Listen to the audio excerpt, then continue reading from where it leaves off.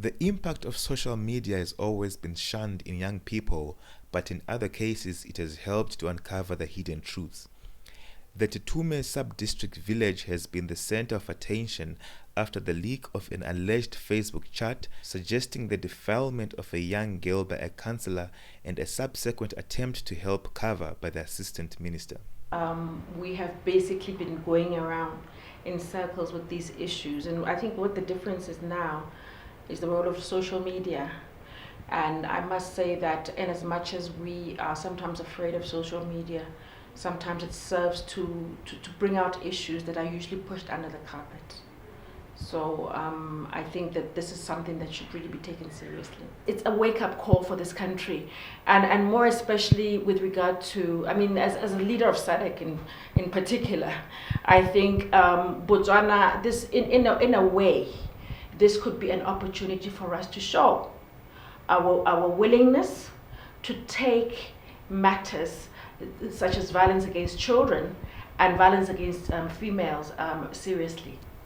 Issues regarding violence against women have always been taken less seriously by those in power, even though the law states that one is not supposed to have sex with children under the age of 16. For the most part, the law simply says that you are not supposed to have sex with underage children, and then it says 16 years is defilement, and then from there it seems to suggest that a child of 17 can give consent and understands really what they are getting into, and therefore it is not a criminal case. For example, it's not defilement to have sexual contact or sexual intercourse with a child below who is 17 but below the age of 18 years, which according to the Children's Act is the definition of a child. Dr. Dino Kopila, the chair of Bonella, also agrees that 16 as the age of consent is low and thus should be increased. He also alluded to the point that the law on sexual harassment is not clear and thus needs to be looked into. It's appropriate that we look into whether we can increase the age of consent because 17 is still, the child is still young, and therefore if an old man who's 40 sleeps with a child who's 17, I don't know whether we can confidently say that the child is capable of knowing exactly what they are doing.